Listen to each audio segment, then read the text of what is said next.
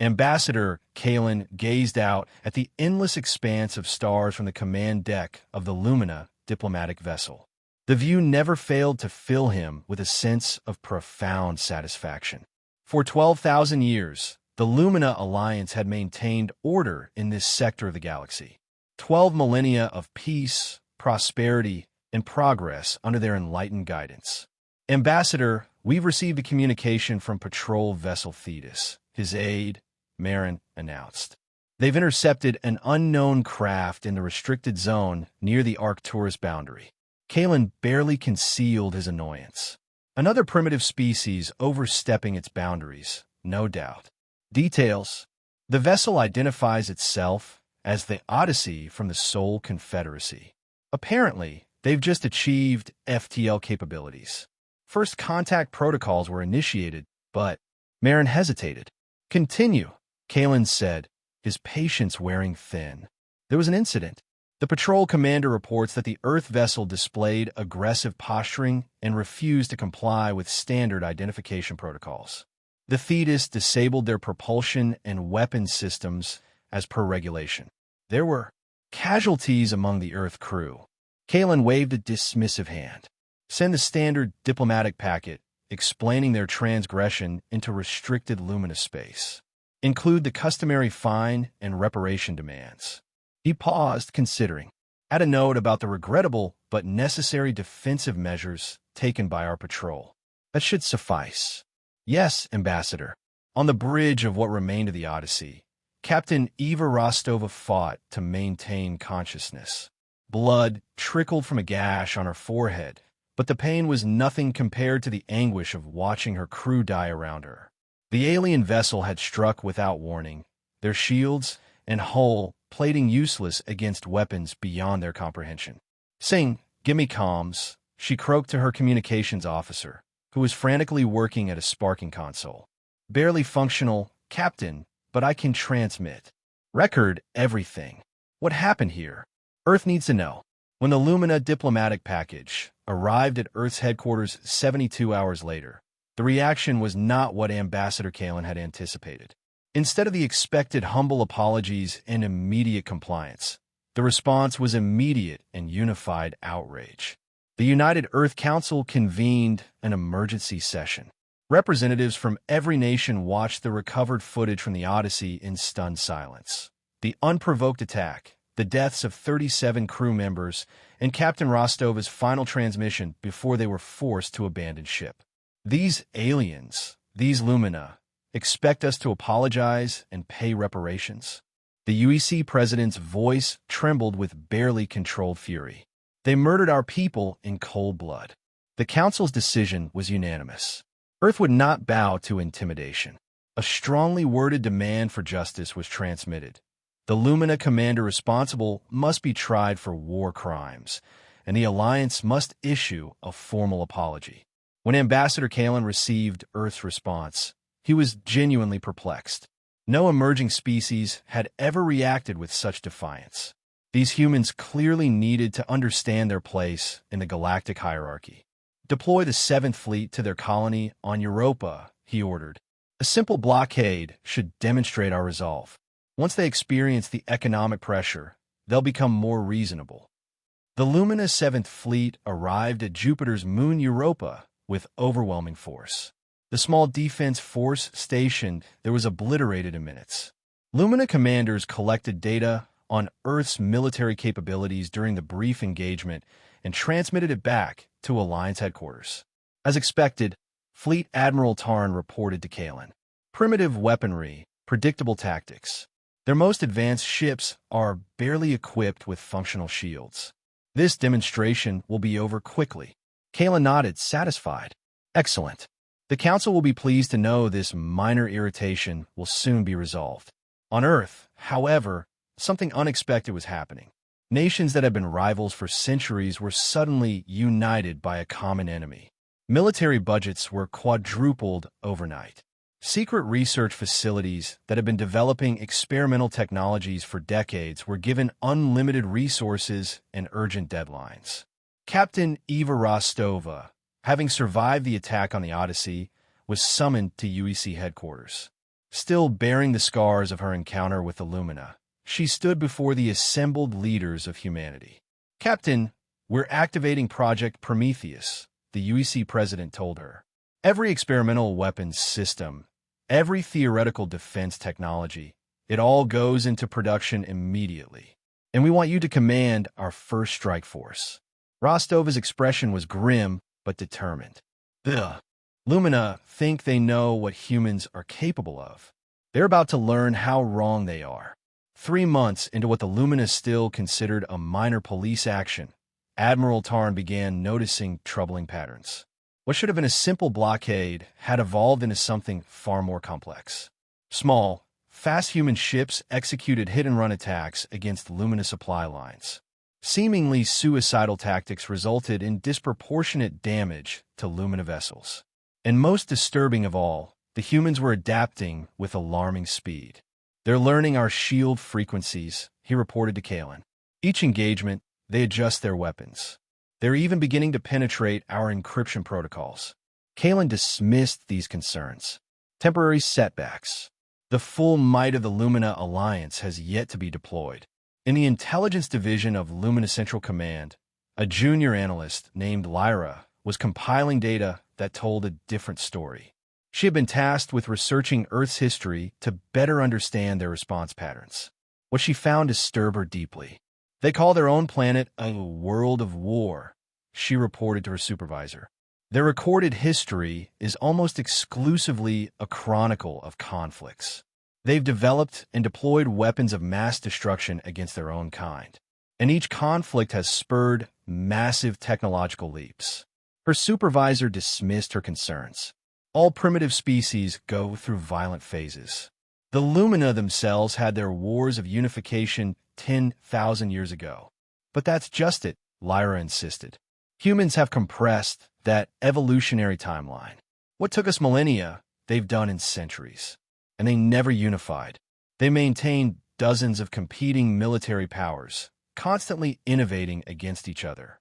I believe we may have seriously underestimated their potential for adaptation." When Lyra's reports were finally forwarded to Ambassador Kalen, he viewed them as alarmist speculation. "Interesting anthropological study," he noted, "but hardly relevant to our current situation." Meanwhile, Earth's military transformation was accelerating. The Europa blockade had cut off access to valuable resources, but it had also provided human forces with a crucible in which to test new technologies. Each skirmish, each encounter, yielded valuable data on Lumina capabilities and vulnerabilities. In a hardened facility beneath the Rocky Mountains, Captain Rostova stood before a holographic display showing the latest engagement data. "Their shield technology relies on phase-synchronized energy fields," she explained to her officers. "Our new quantum disruption torpedoes are specifically designed to create microsecond vulnerabilities in their harmonics. The latest simulation shows we can reduce their shield effectiveness by 47% in coordinated strikes." One of her officers looked skeptical. Even with that advantage, their ships still outgun ours by an order of magnitude. Rostova's smile was cold. "That's why we're not fighting a conventional war. Operation Shadow begins tomorrow. Across the Sol system and in neighboring star systems where humanity had established outposts, small, stealthy vessels began deploying with minimal crews. These weren't warships in the traditional sense. They were specialized saboteurs, carrying elite teams trained in Lumina language and technology. The first Lumina supply depot to fall was in the asteroid belt between Mars and Jupiter. A team of just 12 humans infiltrated the facility, bypassed its security systems using techniques developed from studying captured Lumina technology, and planted devices that completely erased its database before destroying life support systems. Similar strikes occurred simultaneously across 20 different Lumina outposts. No direct confrontations, no pitched battles, just precision strikes against infrastructure targets. By the time Admiral Tarn realized what was happening, the humans had disappeared, leaving only destruction in their wake. "This is not how primitives wage war," he said, bewildered, as reports flooded in. "Where are their fleets? Where are their frontal assaults?" In the Lumina High Council, questions were beginning to be raised. What had begun as a simple disciplinary action was now consuming significant resources. And disturbing rumors were spreading among the member species about the unusual resilience and resourcefulness of these humans. Ambassador Kalen found himself increasingly on the defensive. "The situation is under control," he assured the Council. "We are dealing with an unusually stubborn species, but they remain technologically inferior. It is merely a matter of time." Lyra, now assigned to a special analysis unit tracking human activity, was less certain. "They're not just adapting our technology," she reported. "They're improving upon it. And they've begun reaching out to other species we've subdued, offering them upgraded weapons and tactical support." This revelation sent shockwaves through Lumina leadership. Several minor species that had been quiescent for centuries under Lumina rule were suddenly showing signs of resistance. Intelligence reports suggested human agents were encouraging and arming these rebellions. "They're opening multiple fronts," Admiral Tarn warned Kalen, "stretching our resources thin." And their tactics: they never engage in direct confrontation unless they have an overwhelming advantage. They strike, they vanish, they return where we least expect them. Kalen's certainty was beginning to crack. "Deploy the First Fleet," he ordered. "Full combat configuration. We will end this uprising decisively." For 6 months, the war escalated. The Lumina, accustomed to swift victories against technologically inferior opponents, found themselves mired in a conflict unlike any in their recent history. Human forces displayed a bewildering array of tactics, from guerrilla strikes to psychological warfare. They sent false transmissions that sowed confusion in Lumina communications. They deployed viruses that turned Lumina automation systems against their creators. Most disturbing of all, they never seemed to tire. Lumina commanders observed with increasing alarm that human strike teams could operate for days without rest, pursuing objectives with a single-mindedness that bordered on the pathological. When cornered, they would often sacrifice themselves rather than surrender, taking as many Lumina with them as possible. "They call it persistence hunting," Lyra explained to a group of increasingly concerned Lumina officials. In their early evolution, before they developed advanced weapons, they would pursue prey until it collapsed from exhaustion. Their bodies evolved for endurance over pure strength. Now, they're applying that same principle to warfare. In Lumina society, doubt was beginning to spread. Member species questioned the wisdom of continuing this costly conflict with a species that seemed to become more dangerous the more they were pressured. Economic strains were beginning to show as resources were diverted to the war effort. On the fringes of Lumina territory, signs of fragmentation appeared. Minor colonies and outposts, feeling abandoned by the central government, began making their own accommodations with human forces. Some even provided intelligence on Lumina fleet movements in exchange for protection. As the conflict entered its second year, Earth unveiled a new generation of warships. Unlike their earlier vessels, these were purpose-built for war against the Lumina, incorporating all the lessons learned from previous engagements. Their hulls contained adaptive armor that could reconfigure to resist Lumina energy weapons. Their propulsion systems used principles reverse-engineered from captured Lumina vessels, but enhanced with innovations the Lumina had never conceived. Captain Rostova, now Admiral Rostova, stood on the bridge of the flagship Terra Nova, leading a fleet of 100 such vessels toward the Lumina stronghold in the Procyon system. Alongside them flew ships from half a dozen formerly subjugated species, unified by their desire to break free from Lumina dominance. "All vessels report ready, Admiral," her first officer reported. Rostova nodded. "Send the signal. Operation Daybreak commences now." The assault on Procyon was unlike anything the Lumina had ever experienced. The human fleet didn't merely attack, they rewrote the rules of engagement. Their ships moved in formations that seemed chaotic, but revealed themselves to be precisely calculated to maximize shield coverage while creating overlapping fields of fire. They deployed electronic warfare systems that created phantom targets, confusing Lumina targeting computers. Behind the main assault, specialized teams targeted crucial infrastructure, power generators, communications relays, sensor arrays. Within hours, the supposedly impregnable Procyon defense network was in disarray. Admiral Tarn, commanding the Lumina defense, watched in growing horror as his carefully orchestrated response fell apart. "They're not fighting according to any known doctrine," he muttered. "It's as if they're making it up as they go along." Ambassador Kalen, present in the Procyon Command Center to observe what he had expected to be a decisive Lumina victory, was ashen-faced. "This cannot be happening. We are the Lumina.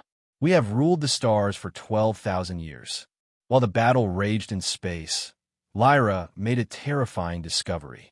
Accessing classified files that her increased security clearance now permitted, she found evidence of a doomsday weapon being prepared on Kalen's direct orders, a bioweapon specifically engineered to target human genetic markers.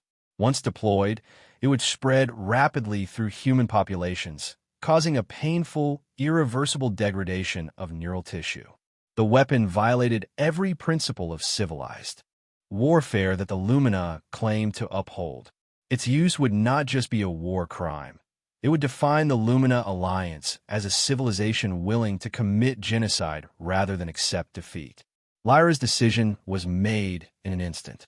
She copied the evidence and transmitted it through channels she had established with moderate factions within the Lumina government, those who had been questioning the war from the beginning.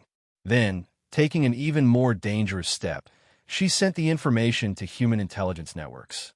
In Earth's military command, the intelligence was treated with the utmost urgency.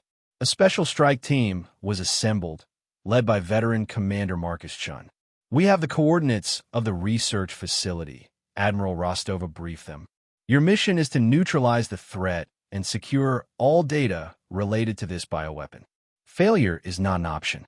As the battle for Procyon reached its climax, with human forces breaking through the final layers of Lumina defenses, Commander Chen's team infiltrated the heavily guarded research facility on Procyon's third moon.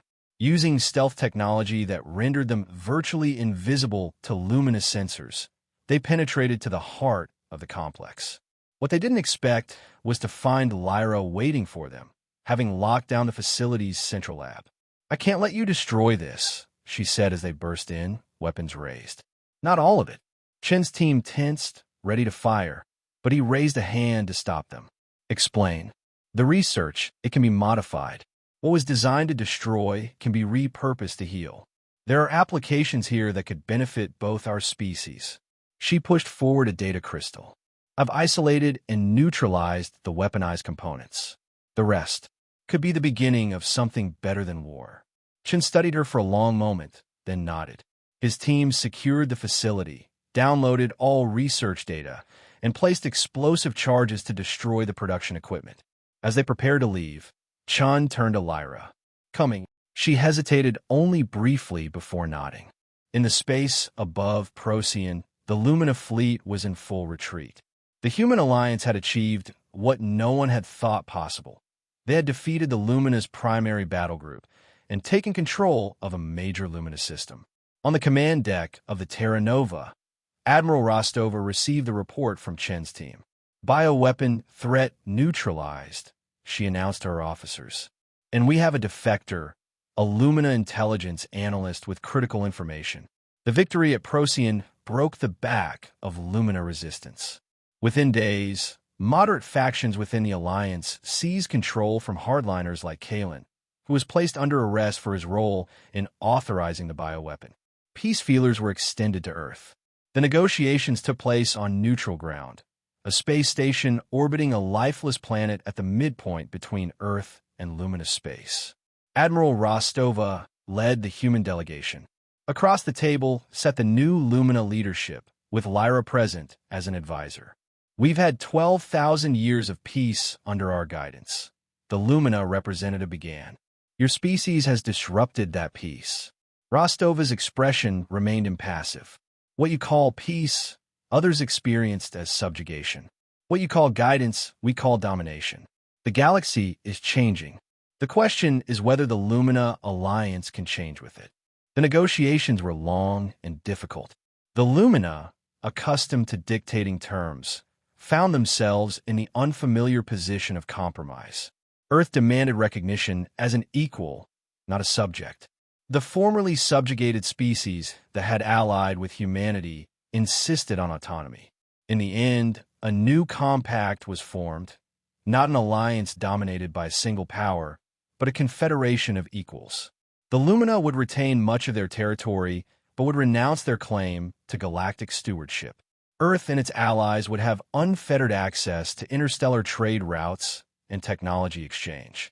As the formal signing ceremony concluded, Rostova found herself standing beside Lyra on an observation deck, looking out at the stars. "Your people fought like nothing we've ever encountered," Lyra said quietly. "It's as if war is in your very essence." Rostova considered this. Not war itself, survival. Humans have always lived on the edge of extinction. We've faced predators, natural disasters, disease, and our own capacity for self-destruction. Those experiences shaped us. And yet you chose peace in the end.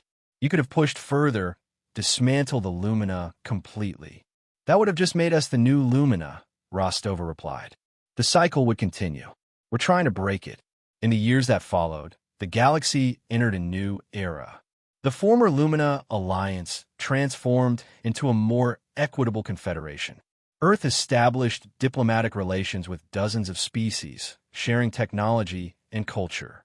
Trade flourished along routes that had once been restricted. Not everyone was pleased with the new order. Hardliners among the Lumina resented their diminished status. Some human factions argued that humanity should have pressed its advantage further. But the momentum of peace proved stronger than the voices of discord. Ambassador Kalin, facing trial for war crimes, received an unexpected visitor in his detention cell, Admiral Rostova. "Have you come to gloat?" he asked bitterly. "I've come to understand," she replied. "Your people ruled the stars for 12 millennia. You brought stability, technological advancement, cultural preservation. But you stopped evolving. You became rigid, unable to adapt. And you humans? Always adapting, always changing, never content with what you have. What kind of stability can such a species bring to the galaxy?" Rostova smiled slightly. "That's the wrong question, Ambassador. The question isn't what kind of stability we'll bring, but what kind of growth. Not stasis, but evolution." As she turned to leave, Kalin called after her. "You know this isn't over. Humanity has made its mark, but you've awakened forces you don't understand. The galaxy will never be the same." That, Rostova said, was precisely the point.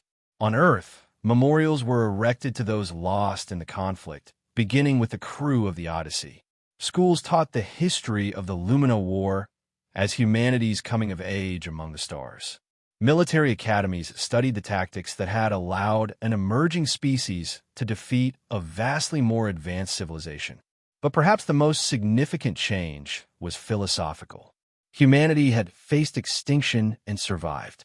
They had encountered a civilization thousands of years more advanced and prevailed. The experience had simultaneously humbled them and confirmed their most deeply held belief that adaptability, resilience, and the indomitable will to survive were the most powerful forces in the universe. In diplomatic circles throughout the galaxy, the same began to circulate. All species learn and adapt. Humans are the only ones who do it under fire. It was both a warning and a grudging compliment, an acknowledgement that in humanity, the galaxy had encountered something unprecedented. And on distant worlds, when conflicts threatened and tensions rose, the cautionary tale would be told. Remember the Lumina, who ruled for 12,000 years, until they declared war on the most lethal species alive.